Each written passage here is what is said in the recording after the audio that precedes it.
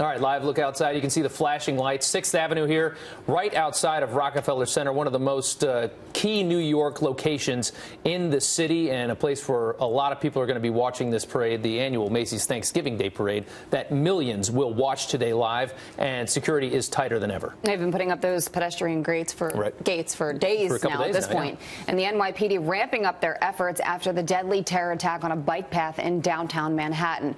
Here now to discuss is national security and military analyst Dr. Rebecca Grant. Thank you for joining us, and happy Thanksgiving to you. Good morning. Happy Thanksgiving to you both. So is New York City and other big cities across the country, but since we're specifically talking about this Thanksgiving Day parade, is New York City ready?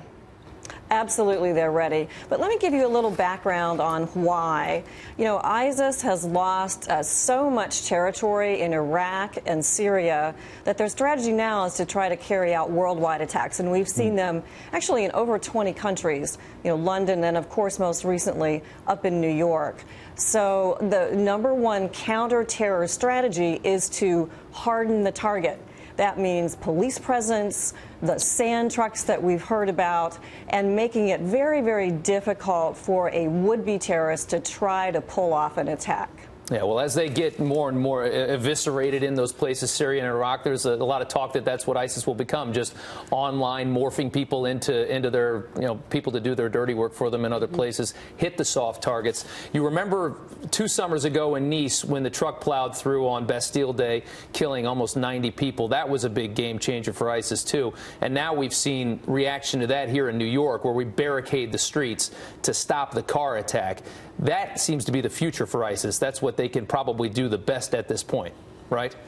Well, that's right, Robin. You made a couple good points there. One is the online piece. So they use the internet to try to recruit and control. And then they use the internet also to try to publicize these attacks. So their standard tactics kind of fall into 2 categories.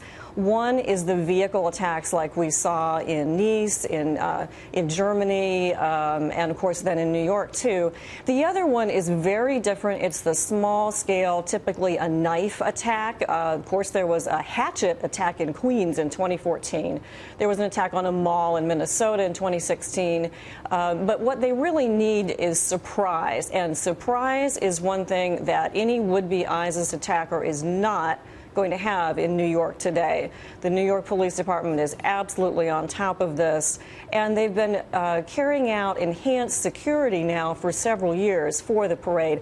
I think the scariest thing in this parade is going to be the Grinch balloon, but we need to have, but like the New York Police Department says, there's going to be a cop on every street. That's a great way to harden the target and, of course, to provide that vigilance and surveillance so that we can't let this ISIS psychological warfare affect us here on Thanksgiving Day. Dr. Grant, what can people do themselves to stay protected, and what should they look out for?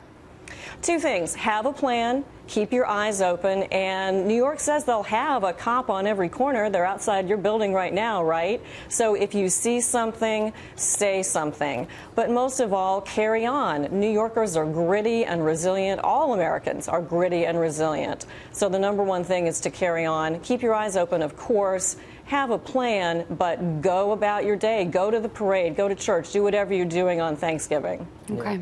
Dr. Rebecca Grant, thank you. Yeah, we walked to work today, and I saw a lot of cops out there already canvassing the area and trying to keep us safe. Doctor, thanks so much. A bombshell.